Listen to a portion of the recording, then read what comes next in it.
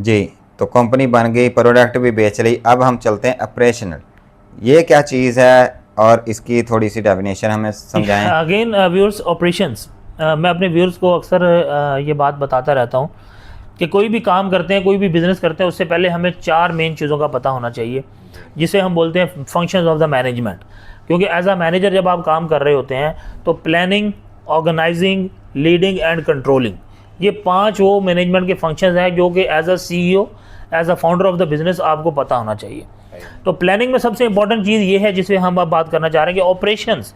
आपने अपना मैन्युफैक्चरिंग का ऑपरेशन, अपना सेल्स का ऑपरेशन, अपना मार्केटिंग का ऑपरेशन, अपना आफ्टर सेल सर्विस का ऑपरेशन, अपना लीडरशिप, ये सारे आपके सप्लाई चेन ऑपरेशन, ठीक है। तो ये वो तमाम चीज़ें जो काम आप कर रहे हैं अपने बिजनेस को चलाने के लिए, चाहे वो सेल्स है, चाहे वो मार्केटिंग है, चाहे वो प्रोक्योरमेंट है, चाहे वो एडमिन है, चाहे वो ह्यूमन रिसोर्स है, चाहे वो आपकी लीडरशिप है, ये सारे डिफरेंट ऑपरेशंस हैं। और ये सारे ऑपरेशंस मिल के हम इसे बोलते हैं ऑपरेशन मैनेजमेंट। और एज अ फाउंडर आपने इन सारे ऑपरेशन को ओवरलुक करना होता है, चेक करना होता है।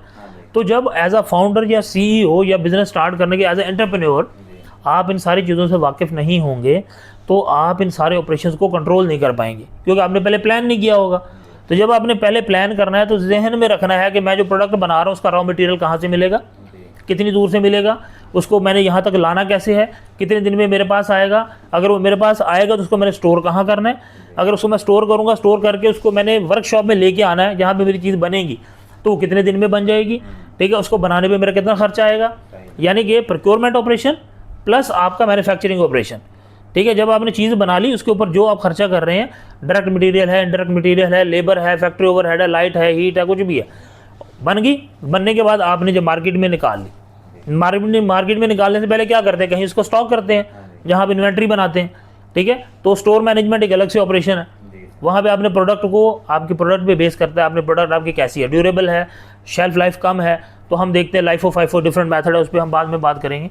तो स्टोर से निकाल के मार्केट में भेजनी है, मार्केट में भेजने से पहले आपने ऑनलाइन उसकी मार्केटिंग करनी है, advertising management, marketing operation, advertising operation, ठीक है। इस ऑपरेशन को आपने देखना है। तो जब एडवर्टाइजिंग करेंगे फिर आपकी सेल्स आएगी, जब सेल्स वो ऑपरेशन देखेंगे फिर रेवेन्यू कलेक्शन होगी, जब रेवेन्यू कलेक्शन होगी तो फिर आपने क्या करना है, प्रॉफिट शेयर करना है, ठीक है। और अपनी जो है वो पूरी फाइनेंशियल मैनेज करनी है, यानी कि financial operation, human resource operation.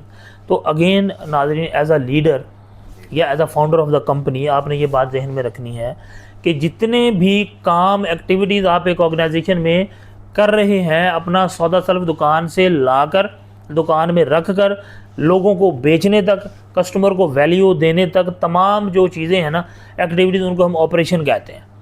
तो as a founder and CEO जो है आपको तमाम चीज़ों के बारे में नाउ हाउ होना ज़रूरी है, क्योंकि जब आपको अपने ऑपरेशंस के बारे में नहीं पता होगा तो जब आप अपने बिज़नेस को एक्सपैंड करेंगे तो आप अपने बिज़नेस की चोरी नहीं पकड़ सकते, ठीक है। इसकी मिसाल मैं ऐसे देता हूँ कि लेट्स से आपका सिक्योरिटी गार्ड जो है वो आपने एक फैक्ट्री लगाई और आपको सिक्योरिटी गार्ड के फंक्शंस का नहीं पता, सिक्योरिटी ऑपरेशंस का नहीं पता।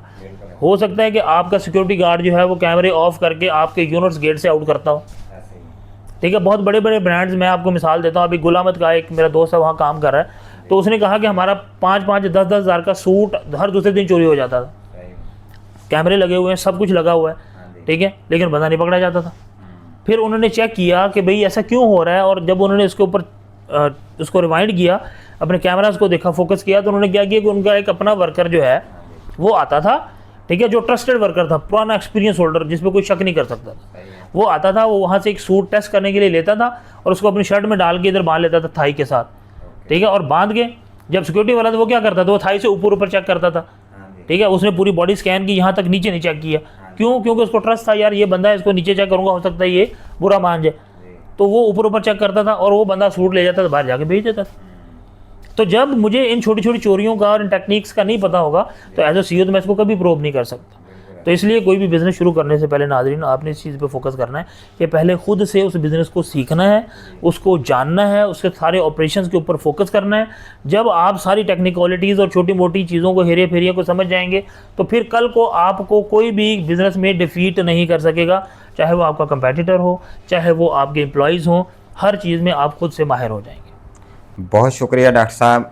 उम्मीद करता हूँ हमारे नाज़रीन भी एंजॉय कर रहे होंगे हमने डॉक्टर साहब का as a human resource PhD होने का भरपूर फ़ायदा उठाया और इंशाल्लाह हम नेक्स्ट वीडियो में और भी ज़्यादा फ़ायदा उठाएंगे।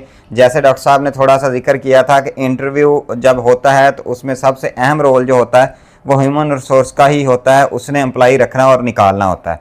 हम गलती कहाँ पे करते हैं, हम एम्प्लॉई रखते हैं वो जल्दी क्यों छोड़ जाता है, इंशाल्लाह इस पे नेक्स्ट व्लॉग करेंगे हम पूरा डिटेल के साथ। तो उम्मीद है आप हमारी वीडियोस देखते रहते हैं, लाइक करते रहते हैं और कमेंट्स भी करते रहते हैं। तो इस पे भी आपने कमेंट्स करना है जो बिज़नेस में आप गलतियां कर रहे थे या जो आपके दोस्त बिज़नेस करना चाह रहे हैं या कर रहे हैं, उनके साथ हमारी ये वीडियो ज़रूर शेयर कीजिएगा क्योंकि उन्हें बहुत सारी इस वीडियो में हो नो देखने को मिलेगी। तो हमारे स्लोगन के साथ हम इजाज़त चाहेंगे, जुड़ेंगे तो उड़ेंगे।